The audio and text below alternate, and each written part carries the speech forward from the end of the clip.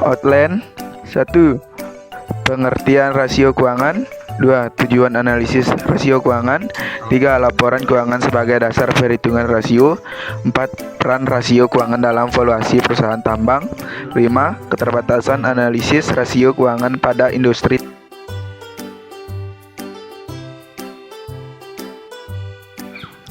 Rasio keuangan merupakan salah satu alat analisis yang penting dalam dunia bisnis. Digunakan untuk mengevaluasi dan memahami kinerja keuangan suatu perusahaan secara menyeluruh. Rasio ini dihitung berdasarkan data yang tersedia dalam laporan keuangan seperti laporan laba rugi, neraca, dan arus kas sehingga memberikan gambaran yang komprehensif mengenai kondisi keuangan perusahaan. Dengan menggunakan rasio keuangan, berbagai aspek kesehatan keuangan dapat diukur, termasuk kemampuan perusahaan untuk menghasilkan laba, profitabilitas, memenuhi kewajiban jangka pendek, likuiditas, mengelola aset secara efisien, efisiensi operasional, serta mempertahankan kemampuan membayar utang jangka panjang yaitu solvabilitas. Analisis ini tidak hanya membantu manajemen dalam pengambilan keputusan strategis, tetapi juga menjadi alat yang relevan bagi investor dan kreditur untuk menilai risiko dan potensi pertumbuhan perusahaan.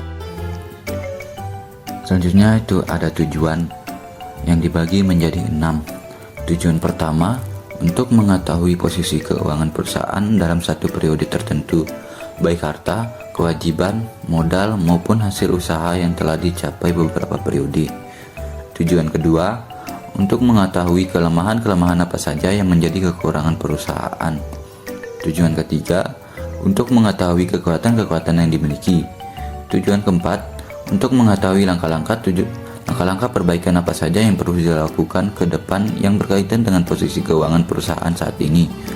Tujuan kelima, untuk melakukan penilaian kinerja manajemen ke depan, apakah perlu penyelenggaraan atau tidak karena sudah dianggap berhasil atau gagal.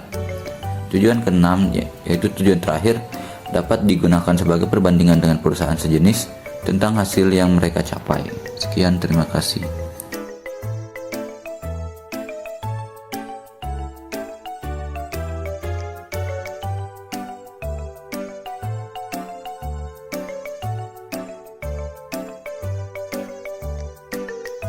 Laporan keuangan sebagai dasar perhitungan rasio. Laporan keuangan merupakan sumber utama data kuantitatif yang digunakan dalam analisis rasio keuangan.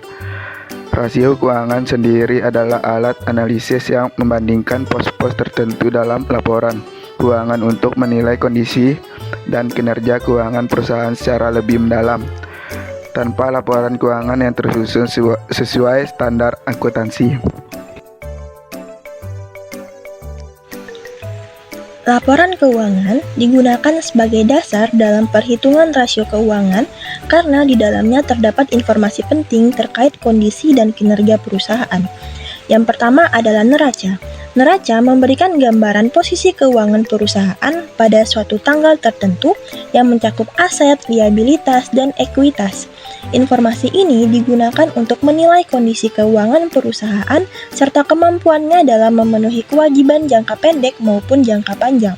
Selanjutnya adalah laporan laba rugi. Laporan ini menyajikan informasi mengenai pendapatan, beban, serta laba atau rugi perusahaan dalam satu periode tertentu. Data dari laporan laba rugi menjadi dasar untuk menilai kinerja perusahaan dalam menghasilkan laba. Kemudian yang terakhir adalah laporan arus kas. Laporan arus kas menyajikan informasi mengenai arus kas masuk dan keluar perusahaan yang berasal dari aktivitas operasi, investasi, dan pendanaan. Laporan ini digunakan untuk menilai kemampuan perusahaan dalam mengelola kas dan menjaga keberlangsungan operasionalnya. Ketiga laporan keuangan ini saling melengkapi dan menjadi dasar utama dalam analisis serta perhitungan rasio keuangan.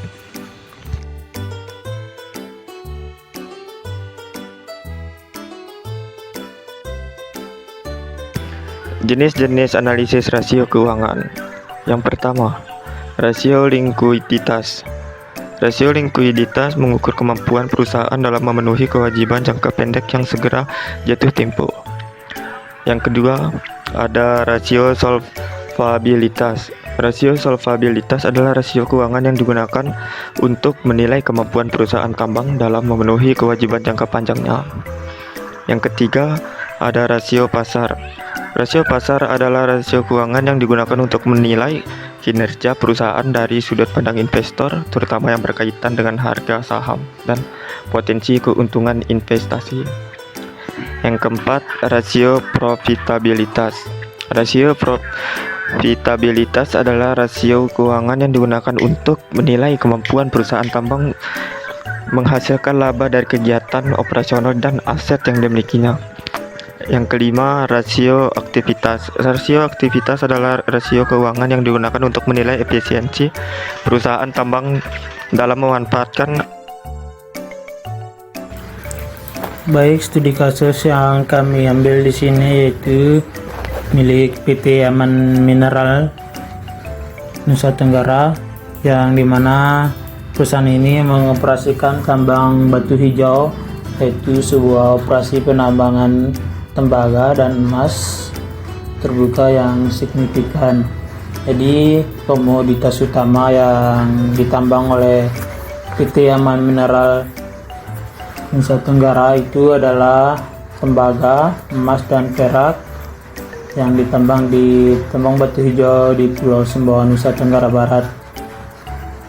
Laporan keuangan yang kami pakai di sini itu laporan keuangan milik PT Aman Mineral Nusa Tenggara, itu pada tahun 2025 dan tahun 2024. Jadi berdasarkan laporan laba rugi dan penghasilan komprehensif lain di interim, PT Aman Mineral International Tbk mengalami penurunan kinerja keuangan yang sangat tajam pada periode 9 bulan pada tahun 2025 dibandingkan tahun 2024. Perusahaan beralih dari kondisi penghasilan komprehensif yang tinggi menjadi rugi komprehensif yang signifikan. Jadi faktor utama penyebab penurunan ini adalah kerugian besar dari transaksi. Oke, pada kali ini saya akan menjelaskan tentang peran rasio keuangan. Peran rasio keuangan itu ada 5. Yang pertama itu alat kuantitatif untuk menilai kinerja dan kesehatan keuangan perusahaan. Peran yang kedua, mengukur struktur modal dan profitabilitas perusahaan. Peran yang ketiga, menilai nilai pasar perusahaan berdasarkan laporan keuangan. Peran yang keempat, membantu analisis dan investor menentukan apakah perusahaan fair value, under value, atau over value. Peran yang kelima, memungkinkan perbandingan kinerja antara perusahaan tambang sejenis berdasarkan data historis.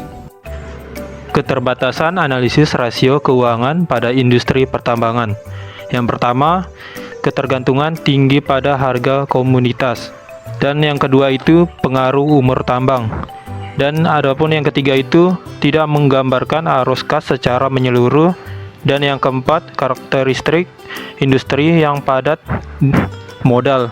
Yang kelima itu tidak memperhitungkan risiko operasional dan geologi.